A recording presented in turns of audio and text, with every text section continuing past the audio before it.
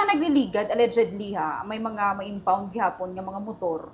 Kaga diri sa opisina nyo ginatudlo kung may mga pag-claim sang tagiya sa motor, may mga gakaradula na sir sa ilang mga motor. Ano ni katuod sir kaga paano na involve niyo diri nga opisina kaya mo na yung ginatudlo Sir Joy? Kung mga vehicle o mga involved sa vehicular accident, diri ini siya ginadrop sang towing vehicle.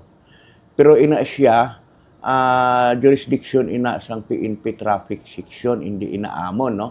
Kaya ang mga impounded namon diri iya, hindi na siya involved sa aksidente.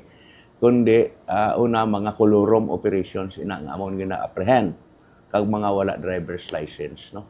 So, with regards sa itong nabalita, nagligad nga simana, nga kami iya ang ginpasibangdan nga amon kuno responsibilidad ina.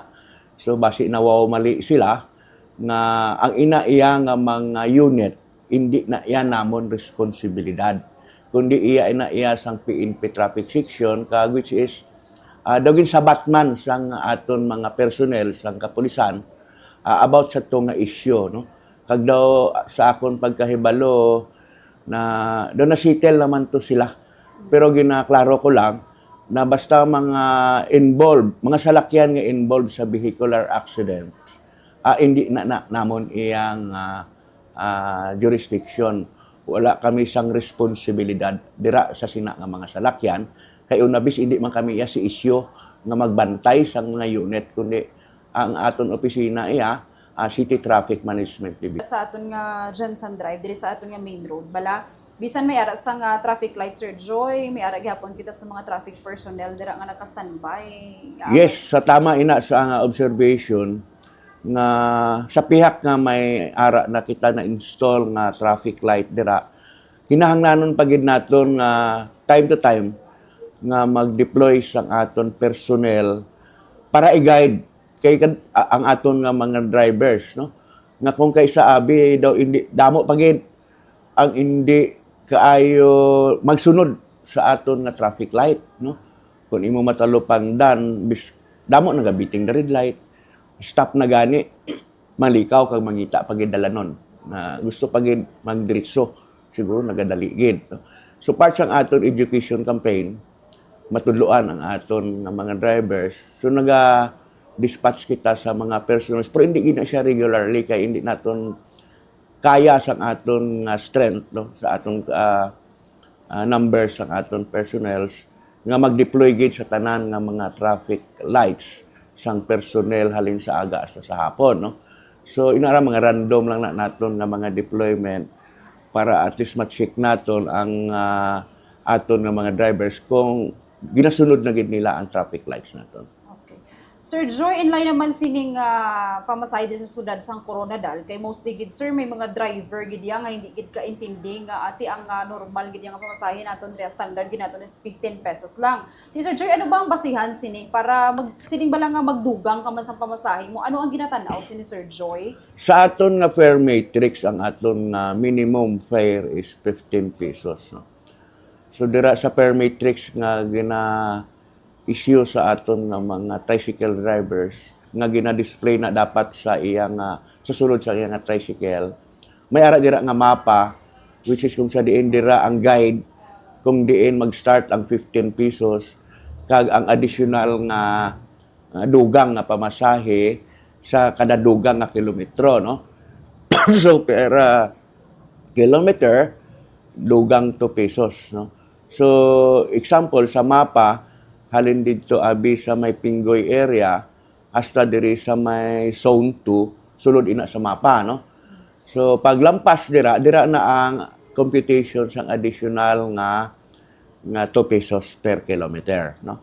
So kung daw tawag sina inang hindi gid conforme ang pasahero kaysa pamat niya overcharging, pwede siya mag-complain sa aton opisina para sa ang driver man mag-atubang sila diri sa aton opisina para maklaruhan kung overcharging gid man o kung tama lang man ang panukot. Pero in case may mga ara gid sang mga drivers bala kung kaysa take advantage sang sitwasyon na sila iya ang compute, na may sarili sila nga computation iya sang pamasahe nga kalabanan nagagawa sobra, no?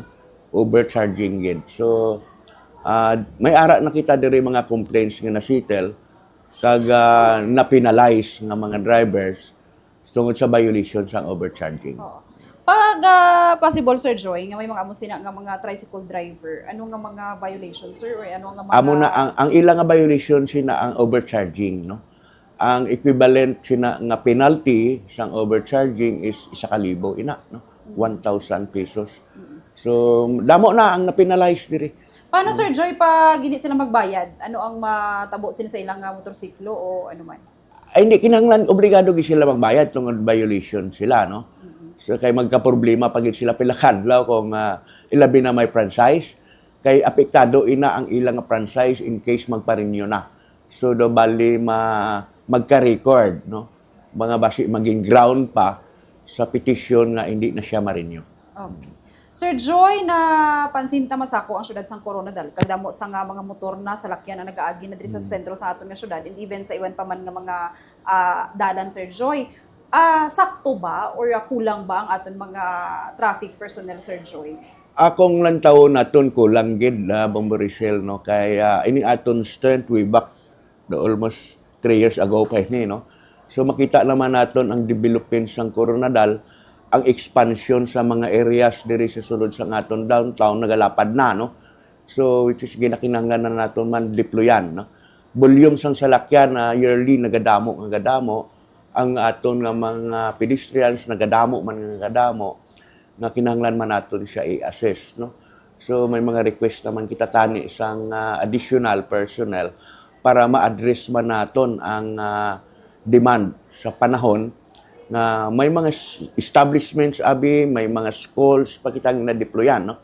Mga barangays pag ini nga mga eskwelahan as far as Marbel 8, Mangga Elementary School, Paraiso Elementary School. So nag-request sila sa deployment kag ginatagaan man naton. Okay. Sir Joy, last na lang, mensahe sa tanan nga motorista kag sa tanan nga katawhan diri sa syudad sang Coronadal kag ano ang dapat nila himuon para bala malikawan ining mga insidente bala sa dalanon, Sir Joy, labi na ining mga pag-renewal sa tunga sang pasahero kag sa tunga sang driver sa motorsiklo. Okay, una nagapasalamat kita sa Bombo Radio Coronadal sa imo Bombo Rachel. Tagaan kita sang kahigayunan no sing time nga ini nga mapaabot naton ang aton nga mga ginahimo, plano pagahimuon diri sa siyudad sang Coronadal, ang aton lang nga mga reminders sa aton nga mga labi na sa mga drivers, no? Sundon lang naton ang batas trapiko, no? Para iwas disgrasya, iwas multa, no? Sundon naton kung ano ang mga existing nga mga polisiya, mga ordinansa regarding sa pag-regulate sa pagpamasahe, sa pag-operate sa sining mga tricycles. Kag ilabi naman subong sa panahon nga mainit ang tiyempo, no? Bomborisel, nga kung kaisa nagainit man ang ulo sang mga katawhan naton nga magabalon gid sang extra nga pasensya, extra nga tubig kay basi nga stroke kita, no? Kung may gamay nga man mga problema dira, siguro istoryahan na lang, no? So kung may mga reklamo gid, feel free magkadto diri sa aton opisina para sa pag-complain, pagreklamo, para matagaan naton sang nagkaigo man nga resolusyon inang ilang nga mga problema, Bomborisel. Okay. Sir Joy, mga plano nga sa city traffic nga mga posible nila nga mga mai-enhance ba, may ara ba sang Yes, may ara kita sang yearly ina nga efficiency training, no? O refresher training. Labi na may mga replacement kita mga bag-o. Kag padayon ang aton nga weekly nga traffic information and dissemination education sa aton nga mga enforcers, no? Kag gina-provide naton man ang ilang mga kinahanglanon, no? Like sa uniform, kag ang iban pa mga PPEs nila, binasubong mainit ang panahon, may panahon nga tingulan. So gina-provide na sa aton nga LGU para nga man high moral kag mangin efficient man ang aton nga mga enforcer sa pagpatigayon sang ila mga mandato sa pag direct and control sang traffic flow diri sa siyudad sang Coronadal. Sir Joy, mayong udto kag madamo gid nga salamat sa imo. Likewise sa Bomborisel,